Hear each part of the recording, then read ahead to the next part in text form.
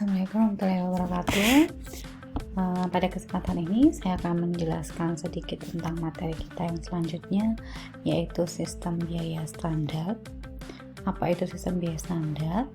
Akan kita pelajari. Sebelumnya perlu saya sampaikan lebih dahulu, kita mengingat kembali bahwa di akuntansi biaya ini yang paling penting kita pahami adalah bagaimana kita akan membebankan suatu biaya ke dalam suatu produk.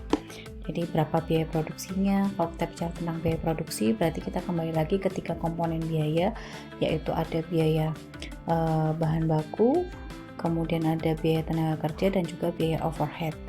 Yang menjadi permasalahan di dalam akuntansi biaya adalah bagaimana kita akan membebankan suatu biaya ke dalam suatu produk per satu unit, gitu kan ya. Misalkan produk A, berapa bahan baku yang akan kita bebankan ke dalam produk A, kemudian berapa biaya tenaga kerja yang akan kita bebankan dalam produk A, kemudian berapakah BOP yang akan kita bebankan kepada produk A. Maka karena itu, sebelum kita membebankan kemarin, kita sempat belajar tentang sifat-sifat atau definisi dari bahan baku. Itu yang disebut bahan baku itu yang seperti apa, tenaga kerja langsung maupun juga overhead, sehingga kita akan relatif mudah untuk membebankan ke dalam suatu produk menggunakan atau senilai berapa. Nah, sekarang kita akan membebankan suatu produk ini. Ternyata di akuntansi biaya itu bisa kita kenal ada 3 sistem. Ada yang kita sebut adalah actual costing, yang kedua adalah normal costing system, yang ketiga adalah standard costing system. Apa itu actual costing? Jadi actual costing sesuai dengan namanya, actual costing. Jadi sistem pembebanan biaya aktual. Jadi untuk bahan baku, tenaga kerja langsung maupun overheadnya ini kita bebankan ke dalam produk itu berdasarkan dengan nilai yang sesungguhnya. Misalkan kita mau membuat baju, satu baju itu membutuhkan berapa meter kain, kita ukur yang sesungguhnya, berapa meter kain yang dibutuhkan untuk membuat baju tersebut. Bila per meternya sekian, maka kita tinggal kalikan biaya per meter, kemudian dikalikan jumlah panjang kain yang digunakan untuk membuat suatu baju tersebut. Itu kemudian begitu juga tenaga kerja. Untuk membuat satu baju itu kita membutuhkan berapa waktu untuk mengerjakannya, misalkan berapa jam gitu kan ya. Nah, per jamnya berapa, nah akan kita bebankan ke dalam produk baju tersebut adalah berdasarkan nilai yang sesungguhnya. Begitu juga overheadnya ini juga nanti akan kita bebankan ke dalam produk dengan menggunakan nilai yang aktual. Itu yang kita sebut sebagai membebankan produk berdasarkan nilai aktualnya. Yang kedua, ada yang dikatakan normal costing. Normal costing ini yang biasanya umum kita temui. Jadi untuk bahan baku maupun juga tenaga kerjanya, kita membebankan ke dalam produknya itu dengan menggunakan nilai yang sesungguhnya. Berapa konsumsi sesungguhnya bahan baku yang digunakan untuk menyelesaikan produk tersebut, berapa konsumsi tenaga kerja langsung yang sesungguhnya untuk menyelesaikan produk tersebut.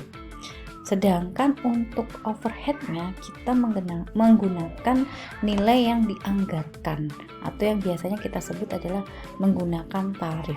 Mengapa menggunakan tarif di sini? Karena asumsinya untuk membebankan biaya overhead aktual ke dalam satu produk itu kan relatif susah.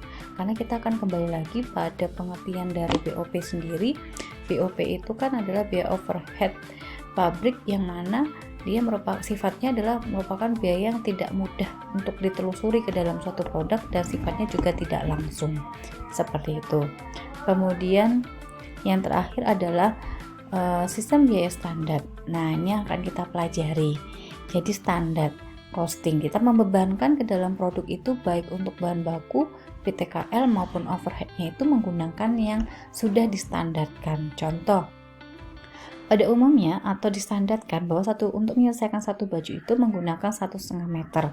Meskipun realitanya nanti apakah dia akan 1,5 meter atau tidak, seperti itu. Tetapi kita sudah punya standar bahwa untuk satu baju itu misalkan adalah 1,5 meter.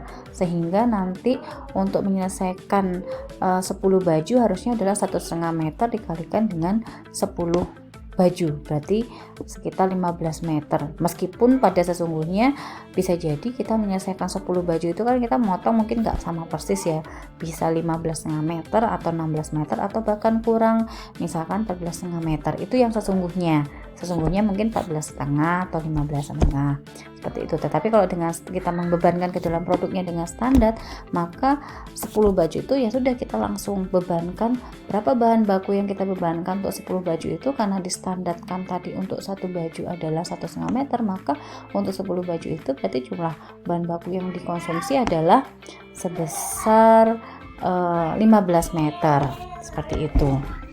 Nah, kemudian lanjut,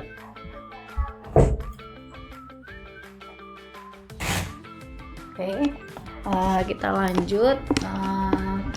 Jadi apa itu? Nah, yang akan kita pelajari tadi ada tentang sistem biaya standar. Jadi apa itu sistem biaya standar? Jadi sistem akuntansi biaya ini ini adalah kita bicara tentang sistem akuntansi biaya. Jadi sistem akuntansi biaya itu tidak saja dituntut untuk mampu mengukur biaya aktual suatu organisasi di masa lampau, tetapi juga mampu memberikan informasi mengenai proyeksi atau estimasi biaya serupa di masa mendatang, sehingga dikembangkan sistem akuntansi biaya standar.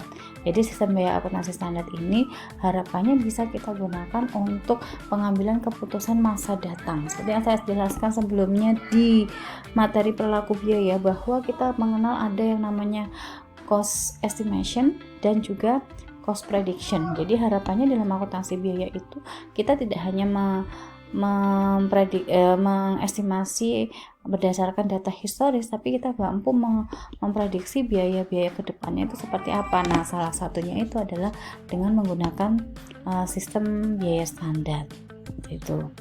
Jadi apa yang dimaksud dengan sistem biaya standar? Biaya standar itu adalah patok duga. Patok duga itu artinya kita sebut sebagai pedoman. Jadi pedoman ya, benchmark, pedoman, patok duga yang secara efektif dan efisien ditetapkan di muka untuk biaya-biaya yang seharusnya dikonsumsi oleh suatu produk.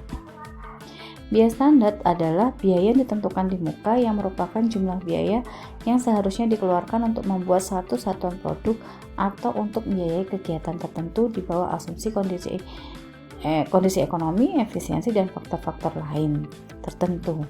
Jadi biaya standar itu kita akan menentukan di muka, seperti dengan sebenarnya biaya standar itu juga sebenarnya hampir sama dengan biaya taksiran, tapi lebih detail. Jadi di biaya taksiran itu kan saya bicarakan kemarin, contohnya adalah saya mau membuat kitchen set, sebelum produknya jadi saya sudah bisa menentukan berapa nih harganya kitchen setnya, karena saya menggunakan nilai yang sudah saya taksirkan. Oh, berarti kalau 2 meter kira-kira sekian kayu yang dibutuhkan dan lain sebagainya, itu kita menggunakan taksiran. Nah, ini hampir sama sebenarnya, karena taksiran sendiri merupakan jembatan untuk menuju biaya standar. Tetapi untuk biaya standar ini lebih detail, karena kenapa? Karena dia perhitungan membuatnya pun juga tidak mudah, membutuhkan waktu yang relatif lama, sehingga dan juga penggunaan biaya standar ini biasanya relatif panjang untuk jangka panjang. Beda kalau biaya taksiran mungkin akan relatif mudah dirubah. Misalkan taksiran sekarang dengan taksiran tahun depan bisa jadi berubah. Tapi kalau biaya standar, karena pembuatan standar biaya itu tidak mudah, maka biasanya relatif digunakan untuk jangka panjang. Seperti itu. Kemudian sistem akuntansi biaya standar. Bagaimana sistem akuntansi dari biaya standarnya? Ada suatu sistem akuntansi di mana pencatatan biaya dilakukan berdasarkan standar dan selisih dibebankan dalam rekening atau perkiraan sendiri. Nanti akan kita bahas tersendiri untuk sistem akuntansinya ya. Tapi pada dasarnya kalau kemarin taksiran itu untuk BDP, dari kita beli bahan baku sampai dengan menjadi BDP, itu kita mencatatnya dengan menggunakan nilai aktual. Kemudian nilai sedangkan produk jadi, karena meskipun dia belum jadi, kita sudah bisa mencatat lebih dahulu meskipun belum diproses, tetapi kita menggunakan nilai taksiran. Nah, ini nanti akan sedikit berbeda pencatatannya untuk sistem akuntansi standar. Jadi nanti dari awal pembelian bahan baku sampai dengan menjadi BDP, itu nanti kita sudah memasukkan nilai yang distandarkan. Nanti akan saya bahas tersendiri untuk sistem akuntansinya. Ini saya akan membahas dulu tentang konsepnya. Jadi bagaimana sih sebenarnya yang dimaksud dengan sistem biaya standar.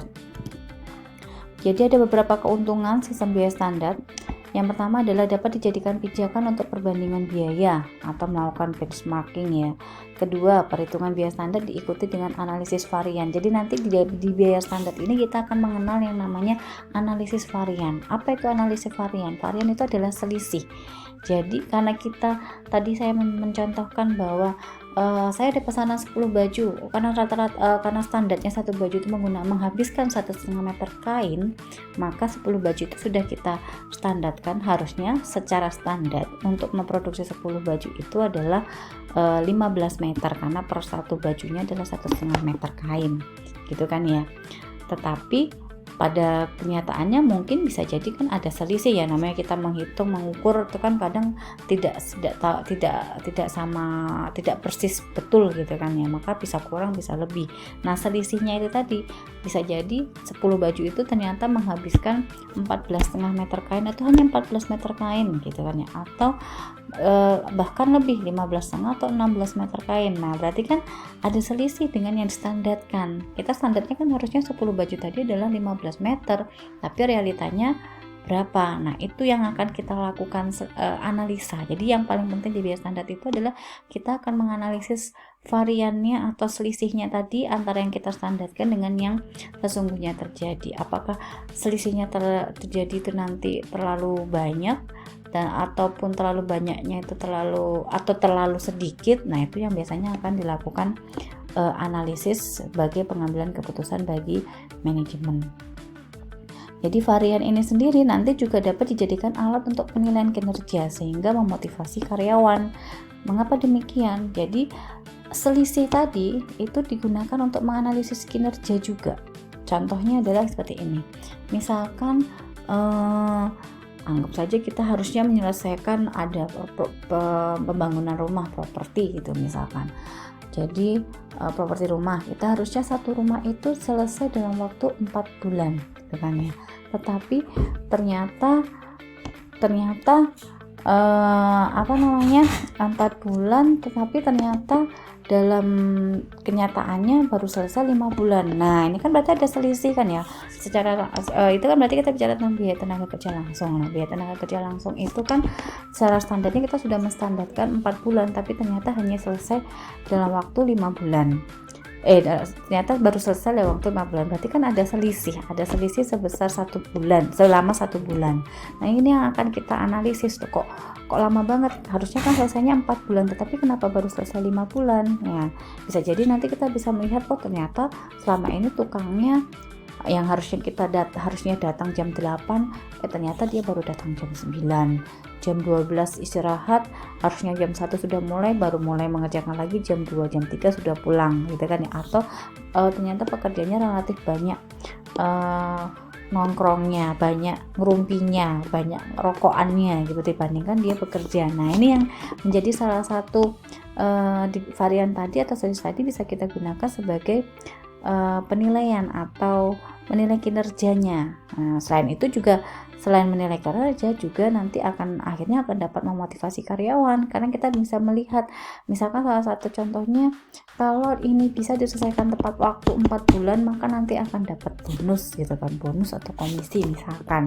Nah, itu kan nanti yang akan memotivasi dia harus memenuhi standarnya. Oh, berarti saya harus menyelesaikan bangunan ini adalah tepat waktu yaitu 4 bulan misalkan seperti itu. Itu juga ada nanti kalau sampai ada selisih lebih lambat khususnya ya biasanya, maka dia tidak akan kehilangan bonusnya. Nah, itu kan juga akhirnya varian itu akan dijadikan sebagai motivasi bagi karyawannya.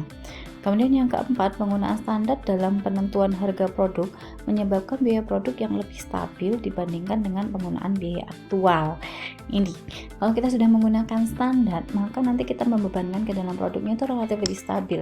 Ya sudah, bulan ini kita produksi misalkan 10 baju, satu baju 1,5 meter kain. Ya sudah, berarti nanti setiap 15 baju itu kita akan membebankannya ya adalah 15 meter. Misalkan bulan depan kita juga akan memproduksi sebanyak 20 baju, karena satu baju adalah 1,5 meter, maka untuk 20 baju kita bebankan sebanyak atau kita bebankan bahan bakunya sebanyak 30 meter. Kan stabil, tidak berdasarkan yang sesungguhnya. Kalau sesungguhnya kan ya tergantung kita motong kainnya, berarti berapa nih total potongan kainnya, yang sesungguhnya berapa, kan bisa jadi berbeda-beda. Misalkan sama-sama kita mengerjakan bulan ini 15 10 baju, bulan depan 10 baju. Tapi karena beda-beda motongnya, akhirnya bulan ini kita ternyata hanya menggunakan 14,5 meter, sedangkan bulan depan kita menggunakan 16 meter. Nah, jadi kalau kita menggunakan aktual relatif tidak stabil biasanya, tapi kalau kita sudah menggunakan standar